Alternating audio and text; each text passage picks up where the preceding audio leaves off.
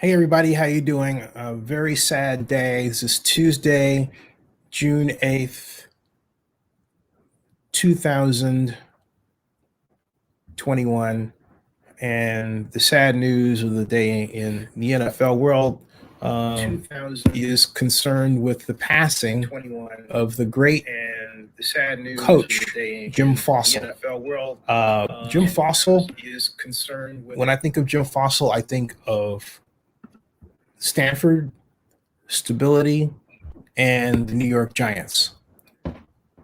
He was wide receiver coach at Stanford. He coached under Bill Walsh, but he went on to make his mark, and he was most notably head coach of the New York Giants from 1997 through to the 21st century to 2003, 6 years. And he got out of that a glorious Super Bowl championship. No one saw the Giants coming that year because they didn't do well the previous year. But they had an identity. You know the identity now. In fact, my good friend, one of my best friends, John Russo, really knows the identity because he was very good at replicating it when we would play Stratomatic football. John loved Kerry Collins at quarterback, Amari Toomer at wide receiver, and other greats. I say Amari Toomer in particular because John loved calling his number and rolling the dice. Amari Toomer for a first down. Well, there's a good reason for that. Because in the offense that was designed by Jim Fassel, the wide receiver saw the ball coming to him in a great many ways. But before I get to that, let's deal with the sad news about what happened to Jim today. He's 71 years old, and he had a heart attack. And according to accounts, his son was the person who confirmed his passing and said that he had suffered chest pains that Monday afternoon, and he was taken to a local Las Vegas area hospital where he died of a heart attack. But what I found more disturbing about that report was that they were trying a treatment to relieve his chest pains, and it was actually the treatment that seemingly led to the cause of the heart attack. And as a person who has high blood pressure, who has had chest pains, I'm just going to give you a little piece of advice that's related to this topic. If you find that you have chest pains, the first thing that you should do is take 2 aspirin, water, and then if you don't have it, make sure you have a stool softener. And then eat vegetable soup and ginger ale. Why? Because that chest pain, more often than not, is related to gas. I've found that out the hard way. But a lot of people don't know that, and so they take the extreme route. They call 911, and they get the ambulance, and look, Jim may have been treated properly, but for the procedure they did, and the use of that procedure, as I understand it, is such that mortality happens only 5% of the time. But when it does cause a heart attack, it's a 58% chance you're going to die. So my advice to you is this. If you have, first of all, make sure if you have high blood pressure, if you are older, if you're over 40, over 30, I did say that, okay? It starts as far back as there. Make sure you take at least an aspirin a day or two. But if you think you have that problem, take 2 aspirin, cold water, eat vegetable soup, and stool softener, and work to relieve what is in you and thereby relieving the pressure. It's a matter of relieving the pressure, all right? And I wish, I was there to tell whoever was with Jim Fassel at the time what I just told you. I'm firmly firmly certain it would have saved his life. We lost a great representative, a great person in American culture, a part of our history, and a person that, when I think of the great Giants coaches, particularly the Giants coaches of the late 20th and the early 21st century, there are three people. There are only three people you can think of. Bill Parcells, of course, Jim Fassel, and Tom Coughlin, right? Each one of them represents the personality of Big Blue. But we're so busy talking about that personality of Big Blue, right? That we tend to ignore the subtle details that really, made in this man's career in the NFL a great one. And in particular with Coach Fassel, sure, maybe he didn't coach with Bill Walsh a long time at all, but the influence of Bill Walsh never left him. And this is something that I have never seen anyone talk about. And I thought, well, hey, since I have my own platform media company, why not? And so what I'm about to present to you is something that you can get online. And it is the playbook for the 2000 New York Giants under Coach Fassel. And I'm going to show you it's called the New York Giants West Coast Offense Playbook. And I'm going to take you into it, not the whole thing, of course, but here is the playbook. And what's neat about it is that within the playbook, there are enough different approaches, enough answers to pretty much attack any kind of defense you're going to face. But keep in mind, most notably, and what I love about presenting you with this look is that the New York Giants offense playbook is, note that I'm on page 123 of 464. That's right. This is 464 pages. Okay. 464 pages. And let's go all the way back to the top. I'm not going to take you all through this, but this is the New York Giants offense playbook of 2000.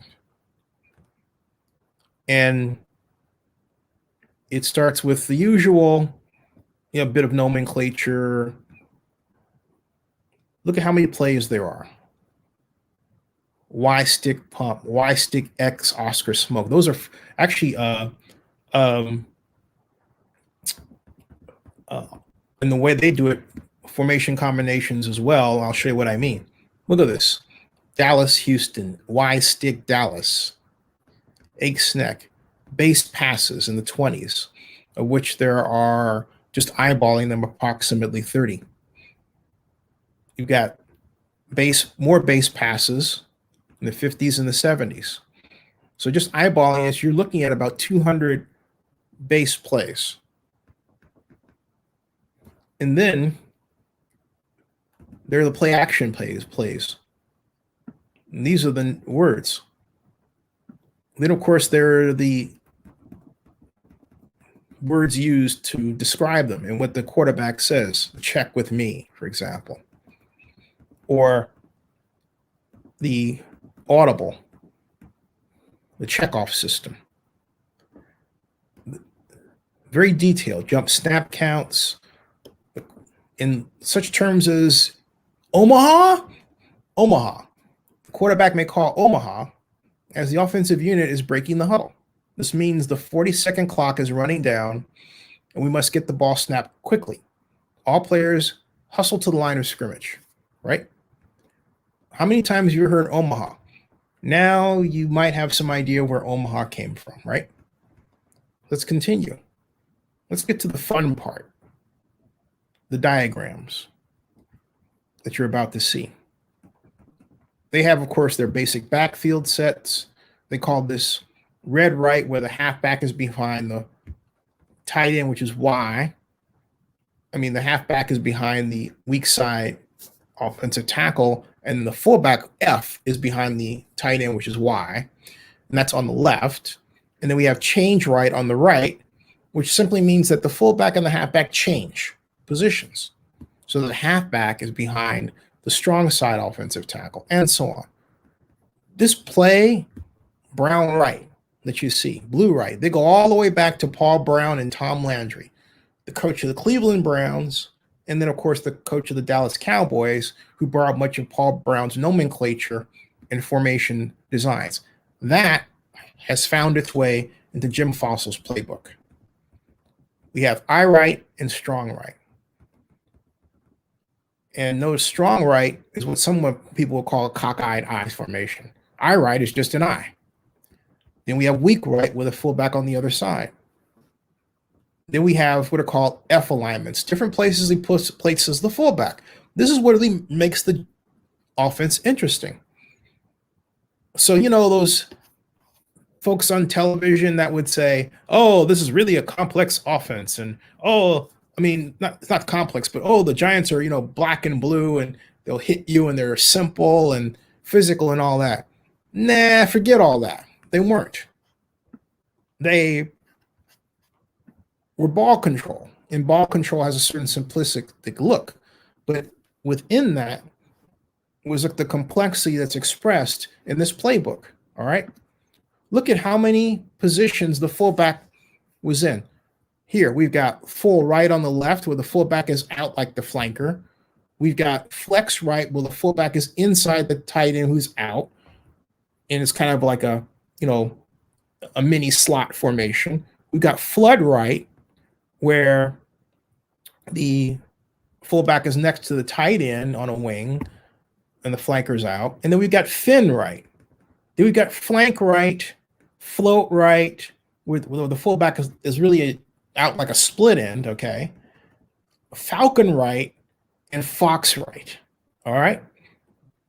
The fullback's got a lot to remember in this system. And the F alignment continues.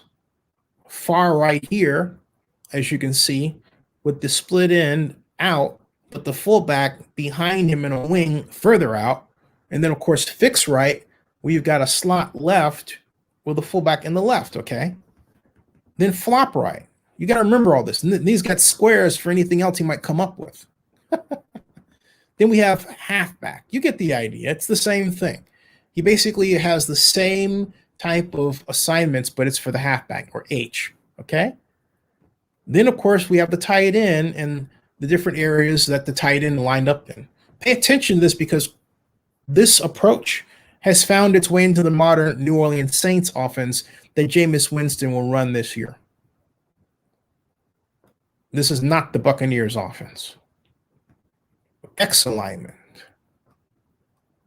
And it goes on. Brown right, look at this. Brown right twin, weak left, change right tear, red right nasty, falcon right extra. And there's more, folks. There's the personnel formations. Personnel formations. There's double, and what he means by that there's double right, trips right, 3 wide receivers on the right, and so on. Okay? And buzz right is a bunch, but it's a different type. Buzz right has the flanker out where the split end would be, and bunch right has the flanker where your flanker normally is. Little subtleties there, okay? But you would say, what's the purpose of all this? It's so that the coaches can line up, can get the best person in the right position to do a particular job. That's the idea, okay? It goes on. There's 12 pers formation. All right?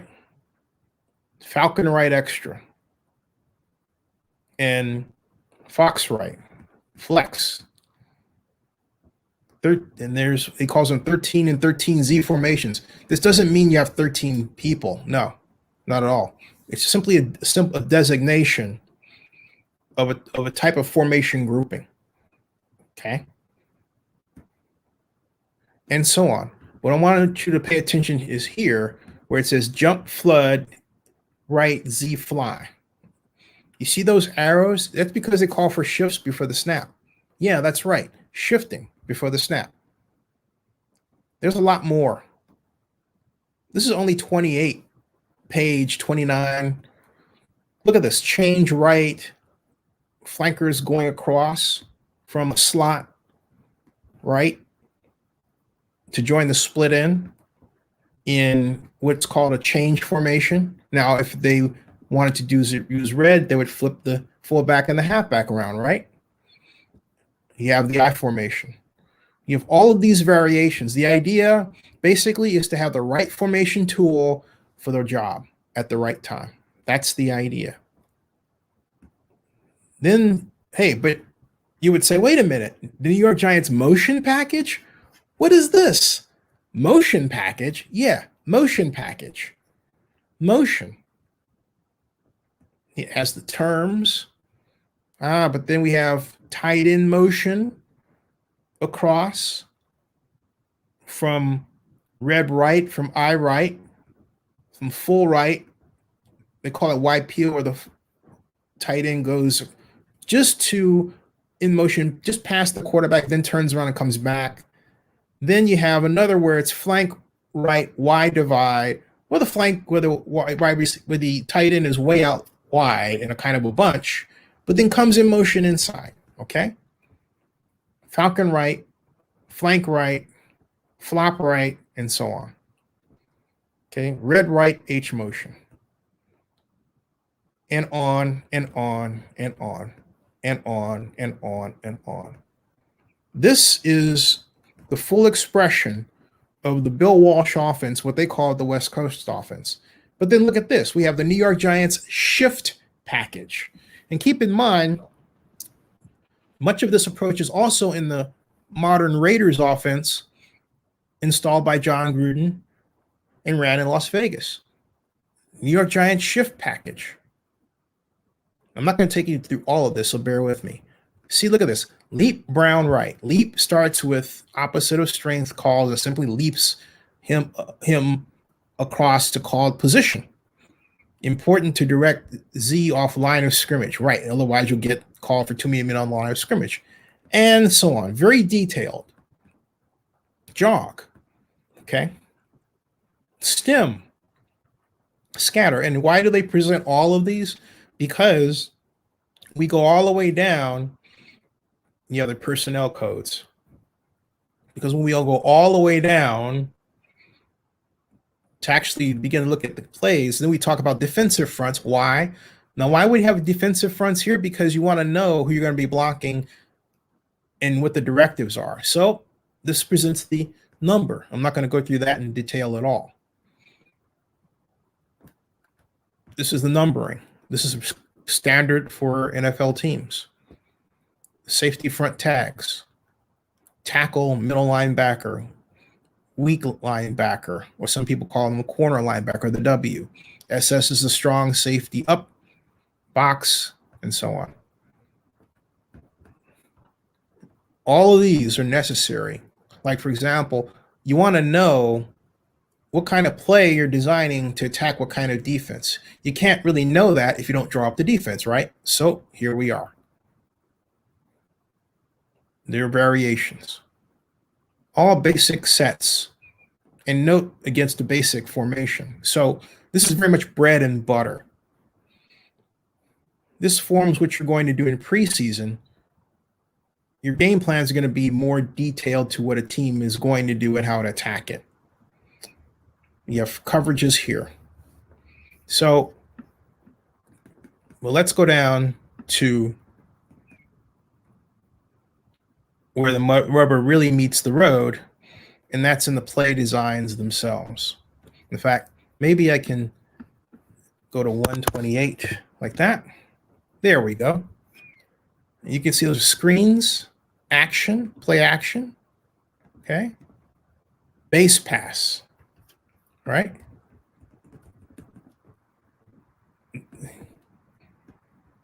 And then we have more. We've got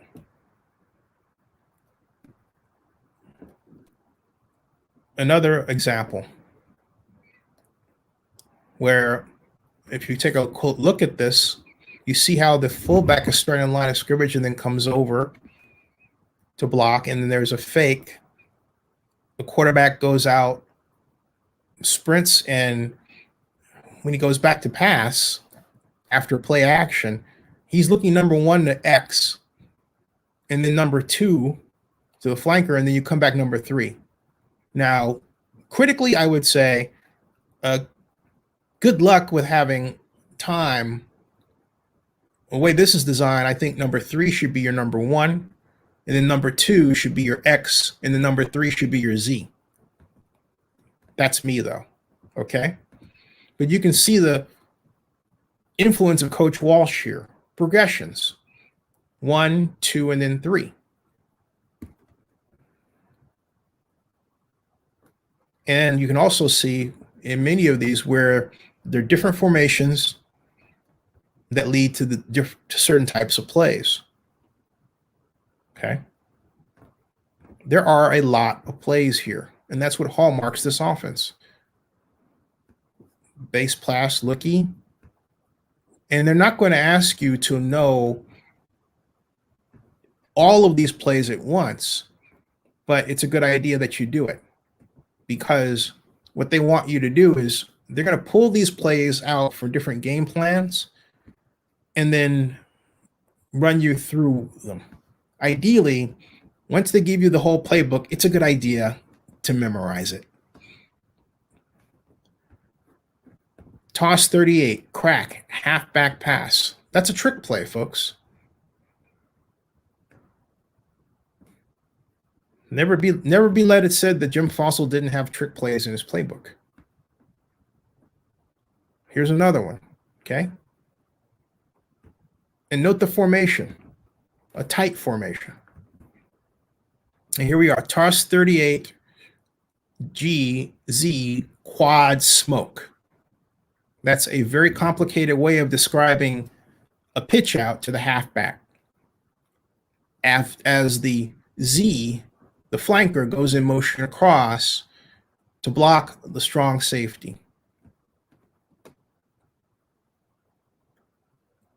And there are other examples as well. So you would say, why do all this? Is all this to the good? And the answer is largely yes. But the criticism I have of this approach is that at times all that shifting around was done, and guess what? The running back, if you call it a running play, was down for a loss. So there was like a disconnect, right, between the shifting and what the running back was supposed to accomplish. But details, minor criticism stuff.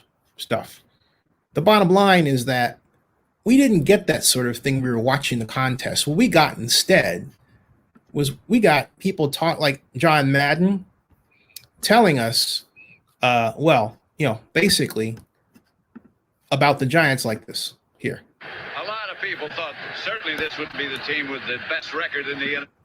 Wouldn't be in the championship game when this season began. This Giant team surprised you?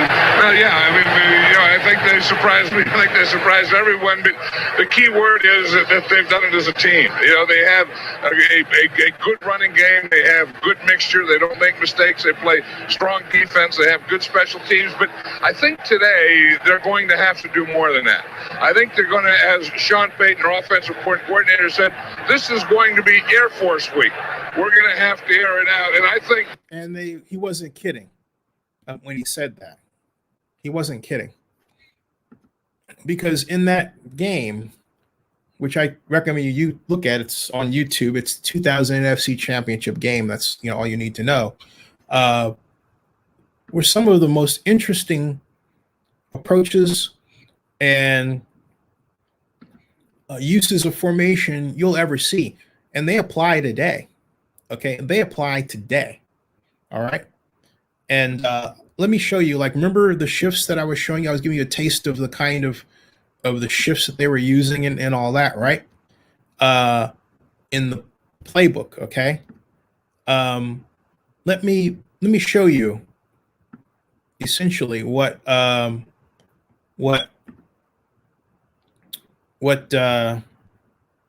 New York Giants in that 2000 game had employed, so that you have an idea of what this looks like in person. Here is the 2000 New York Giants in action, as much as I can show you without, landing a copyright claim. And I'm going to leave the sound off. They come out of the huddle and watch what they do. They line up in a base set split, and then look, they shift. Okay.